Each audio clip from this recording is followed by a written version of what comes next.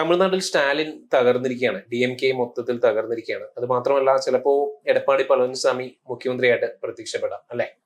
അല്ല, സ്റ്റാലിനെ കുറിച്ച് പറയുന്നതിന് മുമ്പ് നമുക്ക് അദ്ദേഹത്തിന്റെ മകനുണ്ടല്ലോ, സനാതന ധർമ്മത്തിനെ ശരിക്കും അടിച്ചാക്ഷേപിച്ച് ഇൻസൾട്ട് ചെയ്ത് വിട്ട് ഉദയനിധി സ്റ്റാലിൻ. അങ്ങനെ ഇപ്പൊ എവിടെയാ? ഉദയനിധിയുടെ ഉദിച്ചു വന്ന പോലെ തന്നെ ഉപമുഖ്യമന്ത്രിയൊക്കെ ആക്കിയിട്ടുണ്ടായിരുന്നു. ഉദിച്ചു വന്ന പോലെ തന്നെ അങ്ങനെ സ്റ്റാലിൻ പരാജയപ്പെട്ടു. അത് പിന്നെ ഞാൻ പറയും, ഉദയനിധിനെ ഉദിച്ചു വന്ന പോലെ ഞാൻ പ്രാസംഭിച്ച് പറഞ്ഞ കേട്ടോ, വന്നതുപോലെ തന്നെ അസ്തമിച്ചും പോയി. അപ്പൊ ഉദിച്ചു വന്ന വേറൊരു താരമുണ്ട്, താരം തന്നെ, മിനി സ്ക്രീനിലെ താരം, നമ്മളുടെ ജോസഫ് വിജയ് എന്നാണ് അറിയപ്പെടുന്നത്. ശരിക്കുള്ള പേര് ജോസഫ് വിജയ് എന്നാണ്. അദ്ദേഹം ഒരു ക്രിസ്ത്യനാണ്. അതൊന്നും നമ്മുടെ പ്രശ്നമേ ഇല്ല.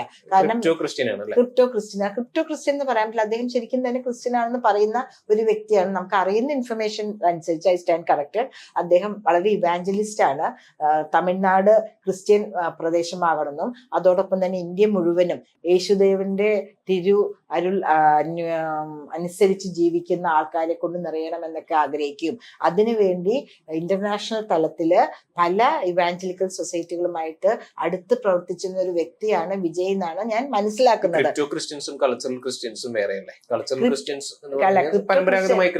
ഇദ്ദേഹത്തിന്റെ അച്ഛനൊക്കെ ക്രിസ്ത്യൻ തന്നെയായിരുന്നു. ക്രിപ്റ്റോ ക്രിസ്ത്യൻസ് നമ്മൾ മതം മാറിയിട്ട് ആൾക്കാരെ അറിയിക്കാണ്ട് നിൽക്കുന്ന ആൾക്കാരിനൊരു ഇതും കൂടെ നമുക്ക് വേണമെങ്കിൽ വ്യാഖ്യാനം കൂടെ കൊടുക്കാം. ഇപ്പൊ ഫോർ എക്സാമ്പിൾ, അർജുൻ മനസ്സുകൊണ്ട് ക്രിസ്ത്യൻ ആയിരിക്കാം, അർജുൻ എന്നുള്ള പേര് മാറ്റുന്നില്ല, പള്ളിയിലായിരിക്കാൻ പോകുന്നത്, പക്ഷെ ആൾക്കാർ വിചാരിക്കും അർജുൻ ഹിന്ദു ആണെന്ന്. അതിനോട് മാറുന്നില്ല. അങ്ങനെയുള്ളവരെ നമുക്ക് ക്രിപ്റ്റോ എന്നുള്ള വാക്ക് വെച്ചിട്ട് പറയാൻ പറ്റും. പക്ഷെ വിജയുടെ കാര്യത്തിൽ ജോസഫ് വിജയ് എന്ന് തന്നെയാണ് വിജയ് പറയുന്നുള്ളത്. അതുപോലെ സിനിമയിൽ ആക്ട് ചെയ്യുന്ന സിനിമ പേരാണ്. അങ്ങനെ പലരും ഉണ്ടല്ലോ, പല പേരുകൾ ഉണ്ടെങ്കിൽ പോലും അവരുടെ ഒരു നമുക്ക് ഐഡന്റിഫൈ ചെയ്യാൻ പറ്റാത്ത പേരുകൾ വെച്ച് നിലനിൽക്കുന്ന പലരെയും നമുക്കറിയാം. അത് പോട്ടെ. ഈ ഇദ്ദേഹത്തിന്റെ കാര്യം പറയുകയാണെങ്കിൽ, നമ്മള് വിജയുടെ കാര്യം പറയുകയാണെങ്കിൽ, സ്റ്റാലിൻ തമിഴ്നാടിനെ ഒരു ക്രിസ്ത്യൻ സംസ്ഥാനമാക്കി മാറ്റുമെന്ന് അദ്ദേഹം വിശ്വസിച്ചിട്ടാണ് ഈ 5 വർഷം സ്റ്റാലിന് DMKക്ക് അദ്ദേഹം പിന്തുണ കൊടുത്തതെന്നാണ് പറയുന്നത്. നിരീശ്വരവാദിയാണ്. അപ്പൊ നിരീശ്വരവാദി എന്ന് പറഞ്ഞപ്പോ എന്താ അർത്ഥം? നമ്മളുടെ ഹിന്ദുയിസത്തെ, സനാതന ധർമ്മത്തെ തള്ളിപ്പറയുന്ന ആരും നിരീശ്വരവാദിയാണ്. വേറെ ആരെയും തള്ളിപ്പറയില്ല. കയ്യിന് കരുത്തുള്ള ആൺകുട്ടികൾ ആ മതങ്ങളിലുണ്ട്. ശരിയാണോ? 2 പ്രാവശ്യം നിങ്ങള് മുസ്ലിങ്ങളെ കുറിച്ച് പറഞ്ഞു നോക്കൂ.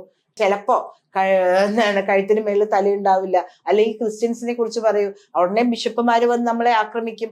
നമ്മൾ ഹിന്ദുക്കൾക്ക് ഒരു യുണൈറ്റഡ് ആയിട്ടൊരു ഫേസ് ഇല്ലാത്തത് കൊണ്ട് മാത്രമാണ് നമ്മളെ വന്ന് എന്തും പറയാം, എങ്ങനെയും ആക്രമിക്കാമെന്ന് ഇവര് കരുതുന്നത്.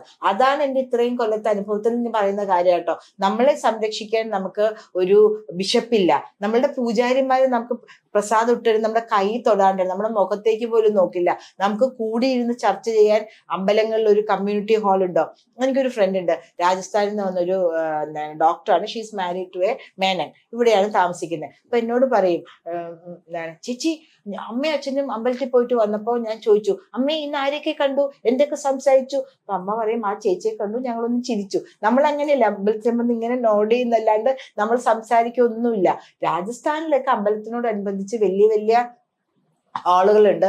അവിടെ ഇരുന്ന് സംസാരിക്കും, നിങ്ങളുടെ അർജുന്റെ കുട്ടി എന്ത് ചെയ്യുന്നു, ചേച്ചിയുടെ കുട്ടി എന്ത് ചെയ്യുന്നു, നമുക്ക് എല്ലാ കാര്യങ്ങളും അങ്ങോട്ടും ഇങ്ങോട്ടും നമുക്ക് അറിയാൻ പറ്റുമോ? കമ്മ്യൂണിക്കേഷൻ ഇവിടെ ഇല്ലല്ലോ. ഇവിടെ അമ്പലത്തിൽ പോയി നമ്മൾ ഇറങ്ങി വരുന്നു എന്നല്ലാണ്ട് അങ്ങോട്ടും ഇങ്ങോട്ടും നമ്മളുടെ കാര്യങ്ങൾ മനസ്സിലാക്കാനും കുടുംബത്തെ കുറിച്ച് മനസ്സിലാക്കാനും ഉള്ളൊരു വ്യവസ്ഥയില്ല. അതിനുള്ളൊരു വ്യവസ്ഥ തരില്ല എന്നുള്ള നിർബന്ധത്തിലാണ് ദേവസ്വം ബോർഡ്. അതുകൊണ്ട് തന്നെയാണ് നമ്മൾ പലരും കേസ് കൊടുത്തിരിക്കുന്നത്. ദേവസ്വം ബോർഡിനെ ഈ ഗവൺമെന്റിന്റെ അധീനതയിൽ നിന്നും മാറ്റണമെന്ന് നമ്മൾ കേസ് കൊടുക്കാനുള്ള സംഗതി. ബാക്കി എല്ലാവരുടെയും പള്ളികളിൽ പോട്ടെ, ഞാൻ പലപ്പോഴും പള്ളികളിൽ പോകുന്ന ആളാണ്. മറ്റേ മോസ്കിൽ പോകാനായിട്ട് നമുക്ക് അധികാരമില്ല, അവർക്ക് പോലും, അവരുടെ സ്ത്രീകൾക്ക് പോലും അധികാരമില്ല. പള്ളികളിൽ പോകുമ്പോൾ നമ്മൾ കാണുന്നത് എന്താണ്? അത് കഴിഞ്ഞാൽ എല്ലാവരും അങ്ങോട്ടും ഇങ്ങോട്ടും സംസാരിക്കുന്നു, അവരെന്തെങ്കിലും ആഹാരം കഴിക്കുന്നു, എല്ലാ കാര്യങ്ങളും അങ്ങോട്ടും ഇങ്ങോട്ടും മനസ്സിലാക്കുന്നു. പക്ഷെ നമ്മളുടെ കമ്മ്യൂണിറ്റിയിൽ അതല്ല. പറഞ്ഞു വരികയാണെങ്കിൽ ഇപ്പോ ഇന്നലെ രാത്രി ഭയങ്കര 12 മണി വരെ ഭയങ്കര ഇതായിരുന്നു. 3 മണിക്ക് നമ്മളുടെ വിജയ് സത്യപ്രതിജ്ഞ ചെയ്യും എന്നും പറഞ്ഞ് ഭയങ്കര ഇതായിരുന്നു. അതിന് പിന്നിലും ഇങ്ങനെ ഈ ആഹ്ലാദം പ്രകടിപ്പിക്കുന്നവരുടെ പിന്നിലും അജണ്ട ഉണ്ടോ? വിജയ് ഇവാഞ്ചലിസ്റ്റ് ആണ് എന്ന് പറയുമ്പോൾ അതിന് പിന്നിലും അജണ്ട ഉണ്ടാവാം അല്ലെ? ഇപ്പോ എന്താണ് കോൺഗ്രസ് ആരുടെ കൂടെ നിന്നാണ് 5 സീറ്റാണ് കിട്ടിയിരിക്കുന്നത്. അവിടെ വെച്ചാണ് അവരുടെ ഉന്നത നേതാവായ രാജീവ് ഗാന്ധി കൊല്ലപ്പെട്ടത്. ചെന്നൈയിൽ വെച്ചിട്ട്, ഐ മീൻ മദ്രാസിൽ വെച്ച്, പെരുമ്പദൂരിൽ വെച്ചാണ് അദ്ദേഹം കൊല്ലപ്പെട്ടത്. എന്നിട്ട് പോലും DMKയുടെ സഹായത്തോടെയാണ് 5 സീറ്റ് കിട്ടി നിൽക്കുന്നത്. ഒരു ചാൻസ് കിട്ടിയപ്പോൾ അവിടെ ഒരു മന്ത്രിസ്ഥാനത്തിന് വേണ്ടി പിന്നിൽ നിന്ന് കുത്തിയിട്ട് അവർ ഇറങ്ങിപ്പോയില്ലേ.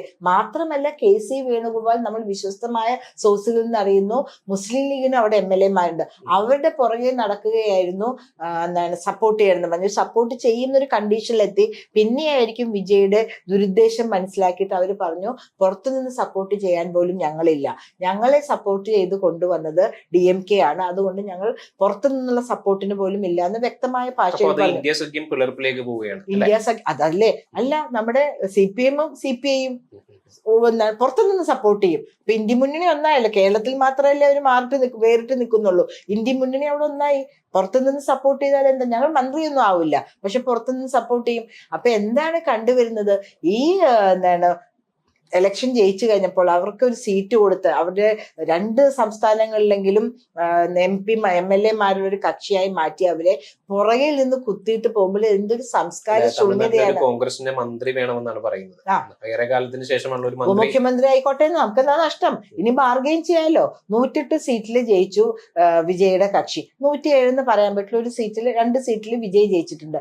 ആ 107 സീറ്റിനെ ഇനി 117 എന്നുള്ള അബ്സല്യൂട്ട് മെജോറിറ്റി 18 ആവണം. അബ്സല്യൂട്ട് മെജോറിറ്റിയിലേക്ക് വരണമെങ്കിൽ കുറവുണ്ടല്ലോ, 11 സീറ്റിന്റെ കുറവുണ്ട്.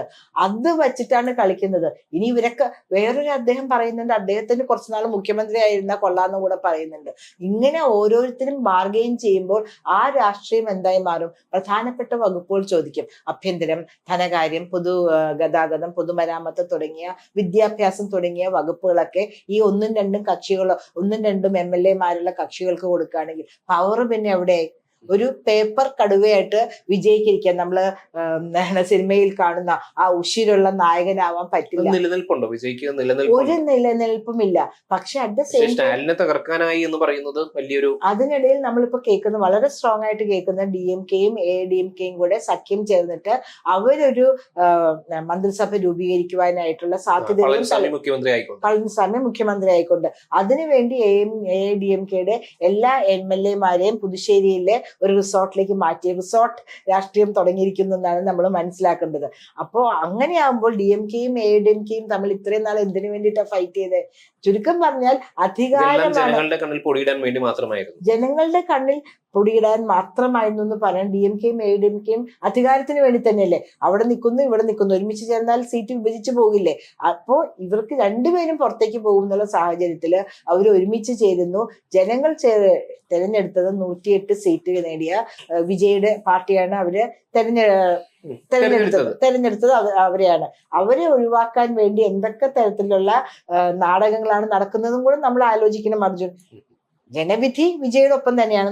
അവർക്ക് അബ്സല്യൂട്ട് മെജോറിറ്റി ഇല്ല എങ്കിൽ പോലും ജനങ്ങളുടെ വിധി വിജയുടെ ഒപ്പം തന്നെയാണെന്നിരിക്കെ അദ്ദേഹത്തിനെ മാറ്റി നിർത്തി ഇവരൊക്കെ കൂടെ വരുന്നതിലും എന്ത് ദുഷ്ടലാക്കാണെന്നും കൂടെ നമ്മൾ ആലോചിക്കണം. ശരിക്കും രണ്ടുപേരും എതിർപക്ഷത്ത് നിന്നവരായിരുന്നു. അതെ, ഇത്രയും കഴിഞ്ഞ 5 വർഷം എല്ലാ വർഷവും ADMK ഭരിക്കുമ്പോൾ DMK ഒപ്പോസിഷൻ, DMK ഭരിക്കുമ്പോൾ ADMK ഒപ്പോസിഷൻ. ഇപ്പൊ മൂന്നാമതൊരു കക്ഷി വന്ന് ആദ്യത്തെ വരവിൽ തന്നെ അവര് ഏറ്റവും വലിയ ഒന്നാമത്തെ കക്ഷിയായി മാറുന്നു. ഇവർക്ക് എങ്ങനെ സഹിക്കാൻ പറ്റും? ഒരു ചാൻസ് അവർക്ക് കൊടുക്കുന്നേ, അവരൊന്ന് ഭരിക്കട്ടെ. 5 കൊല്ലല്ലേ ഇത് അജീവനാന്തര ഭരണമൊന്നുമല്ലല്ലോ. എപ്പോഴും ഞാൻ വിചാരിക്കുന്ന കാര്യമാണ്, 5 കൊല്ലം കഴിയുമ്പോൾ നമ്മുടെ കയ്യിലേക്ക് വരും, ആ അധികാരം വരും. അപ്പൊ നമുക്ക് തീരുമാനിക്കാമല്ലോ. ഇപ്പൊ കേരളത്തിൽ തന്നെ 3 MLA-മാരായില്ലേ, നമ്മൾ വിചാരിക്കുന്ന MLA ആയല്ലോ. അപ്പൊ അതുപോലെ 5 കൊല്ലം അദ്ദേഹം എങ്ങനെ ഭരിക്കും നോക്കാം. അപ്പൊ എന്തായാലും ഈ വിജയ് നമുക്ക് ഇന്നോ നാളെയോ അറിയാൻ പറ്റും. വിജയ്ക്ക് പലരും ഒപ്പിട്ട് കൊടുത്തിട്ടുണ്ട്. ഇപ്പൊ കാണുന്നുണ്ട്, ഫണ്ടിങ് ലഭിക്കുന്നുണ്ടെന്ന് തോന്നുന്നുണ്ട്. ഇവാഞ്ചലിസ്റ്റ് കിട്ടുന്നുണ്ട്. പിന്നെ അദ്ദേഹത്തിന് സ്വന്തമായിട്ട് അതിനൊരു വിലങ്ങുതടി ആയില്ലേ അതും പറയുന്നുണ്ടല്ലോ. FCRA-യുടെ ഇത് റെഗുലേഷൻ വന്ന സമയത്ത് പുറത്തുനിന്നുള്ള ഫണ്ടുകൾ ധാരാളം കുറയുന്നുണ്ട്. ഇദ്ദേഹത്തിന്റെ അച്ഛൻ അറിയപ്പെടുന്ന ഒരു കമ്മ്യൂണിസ്റ്റ് പ്രവർത്തകനായിരുന്നു. വിജയുടെ അച്ഛൻ ഒരു അറിയപ്പെടുന്ന കമ്മ്യൂണിസ്റ്റ് പ്രവർത്തകനായിരുന്നു. അതുകൊണ്ട് കൂടിയായിരിക്കാം CPI-യും CPM-ഉം ഇദ്ദേഹത്തിനെ പരോക്ഷമായിട്ട് പിന്തുണ പിന്തുണ നൽകുമായിരുന്നു. പക്ഷെ അവർ പറഞ്ഞു, പക്ഷെ ഞങ്ങൾ മന്ത്രിസഭയിലില്ല, ഞങ്ങളുടെ സഹായം താങ്കൾക്കാണ്, ഞങ്ങളുടെ സപ്പോർട്ട് താങ്കൾക്കാണെന്ന് അവർ പറഞ്ഞിട്ടുണ്ട്. ആ സാഹചര്യത്തിൽ നമ്മൾ കൂട്ടി വായിക്കേണ്ടത്, അദ്ദേഹത്തിന്റെ അച്ഛന്റെ നേടാൻ പറ്റാതിരുന്ന ഒരു കാര്യം അദ്ദേഹത്തിന് നേടാനായി ഫണ്ട് ധാരാളം വരും. അദ്ദേഹത്തിന്റെ കയ്യിൽ തന്നെ ഉണ്ടാവുമായിരിക്കും. ഒരു ആക്ടർ എന്നുള്ള നിലയിൽ അദ്ദേഹം ഓരോ തവണയും വരുന്നത് വേറെ വേറെ കാറിലാണ് കേട്ടോ. അത് നമ്മൾ നോക്കുന്നുണ്ട്. ബെൻസിന്റെ, ഓഡി ഉണ്ട്, അങ്ങനെ പല പല കാറുകളിലാണ്. സമ്പന്നനാണല്ലോ. പിന്നെ ഒരു കാര്യം അർജുൻ നമ്മൾ പറയാണ്ട് പോയത്, എന്റെ മനസ്സിനെ ശരിക്കും മതിച്ചൊരു കാര്യമാണ്.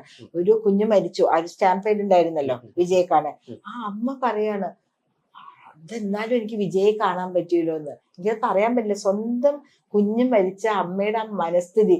തമിഴ്നാട്ടിൽ മാത്രമേ ഇത്ര ഒരു താരാരാധന ഉണ്ടാവുള്ളൂ. സ്വന്തം മകൻ മരിച്ച സ്റ്റാമ്പേഡിനെ ബോധമില്ലാത്തതുകൊണ്ടായിരിക്കാം അങ്ങനെയൊക്കെ ഒരു ആരാധന. എന്നാൽ ആ അമ്മ പറയാണ്, വിജയനെ എനിക്ക് കാണാൻ പറ്റുമല്ലോ, മകൻ മരിച്ച ഒരു പെറ്റ വയറിന് അങ്ങനെ പറയാൻ പറ്റുമോ? അപ്പൊ തമിഴ്നാട് എന്ന് പറയുകയാണെങ്കിൽ അവിടുത്തെ ഒരു ആറ്റിറ്റ്യൂഡ് ഡിഫറെന്റ് ആണ്. അവരുടെ മനസ്സിൽ എന്താണെന്ന് അവരറിയില്ല. MGR വന്നു, ജെമിനി ഗണേശൻ വന്നു, നമ്മുടെ എന്താണ് മാഡം വന്നല്ലോ, ജയലളിത വന്നു. അപ്പൊ താരാരാധന മനസ്സിൽ മൂത്ത് നിൽക്കുന്ന ഒരു സംസ്ഥാനമാണ് നമ്മളുടെ തമിഴ്നാട് എന്ന് പറയാൻ. അവര് വിജയ് എന്ത് ചെയ്താലും പൊറുക്കും.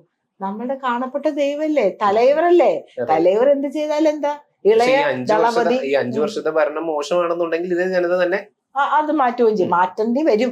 5 വർഷം നിൽക്കുമെന്നല്ല, കാരണം അബ്സല്യൂട്ട് മെജോറിറ്റി ഇല്ലാണ്ടാണ് പോകുന്നതെങ്കിൽ 5 വർഷത്തിന് മുമ്പ് തന്നെ ക്രാപ്പ് സ്റ്റോറി. ഇദ്ദേഹം ഒരു സക്സസ്ഫുൾ ആയിട്ട് ഇതിന് നേതൃത്വത്തിലേക്ക് എത്താൻ കഴിഞ്ഞു. കാരണം നമുക്കറിയാം, രജനീകാന്ത് പരാജയപ്പെട്ടതാണ്, കമൽഹാസൻ പരാജയപ്പെട്ടതാണ്. കമൽഹാസനെ വാനതി ശ്രീനിവാസൻ ജിയാണ് തോപ്പിച്ചത്.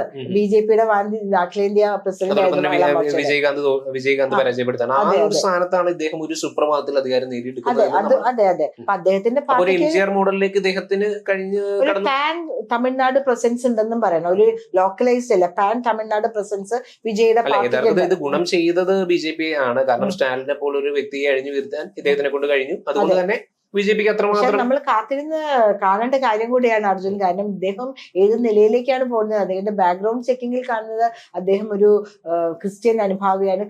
അതൊന്നും കുഴപ്പമില്ല കേട്ടോ, ഞാൻ അങ്ങനെയല്ല പറയുന്നത്. ക്രിസ്ത്യൻ സംസ്ഥാനമാക്കി മാറ്റണം, ഇന്ത്യ ക്രിസ്ത്യൻ കൺട്രിയായി മാറണം എന്ന് ആഗ്രഹിക്കുന്ന ഒരു വ്യക്തിയാണെന്നാണ് അദ്ദേഹത്തിന്റെ ചെക്കിങ്ങിൽ പല ഇതും വരുന്നതിൽ വി സ്റ്റാൻഡ് കറക്റ്റഡ്. പക്ഷെ അങ്ങനെയാണെങ്കിൽ നമ്മൾ ഒട്ടും അഭികാമ്യമായ ഒരു ഭരണത്തിലേക്കല്ല പോകുന്നതെന്ന് കൂടെ നമുക്ക് പറയാം. ഇന്ത്യ ഒരു അപകടത്തിലേക്കാണ് തമിഴ്നാട് പോകുന്നത്. സ്റ്റാൻലിൻ സനാതന ധർമ്മത്തെ എതിർത്ത പോലെ അതേ ഫുഡ് സ്റ്റെപ്പിലാണ് വിജയം പോകുന്നതെന്ന് നമുക്ക് മനസ്സിലാക്കിയിട്ടിരിക്കുന്നു. അത് ഒട്ടും നല്ലൊരു പ്രവണതയല്ല.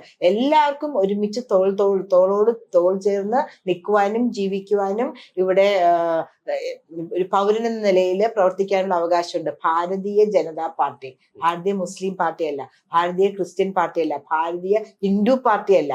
ഭാരതത്തിലെ നമ്മുടെ ആധാർ കാർഡുള്ള ആർക്കും മെമ്പർഷിപ്പ് കിട്ടാവുന്ന ഒരു പാർട്ടിയാണ് ഭാരതീയ ജനതാ പാർട്ടി. അതിനെ ഹിന്ദു പാർട്ടിയാക്കി. പക്ഷെ സ്വയം മുസ്ലിം ലീഗ് എന്ന് പറയുന്ന ഇന്ത്യൻ യൂണിയൻ മുസ്ലിം ലീഗ് മുസ്ലിങ്ങളുടെ പാർട്ടിയല്ല. ഞാൻ ഇവിടെ മുഴുവനും ക്രിസ്ത്യാനിറ്റി വരുന്ന പറയുന്ന ആൾക്കാര് ക്രിസ്ത്യൻ പാർട്ടിയല്ല. അത് നമ്മളൊന്ന് ചെക്ക് ചെയ്യേണ്ട കാര്യമാണ്.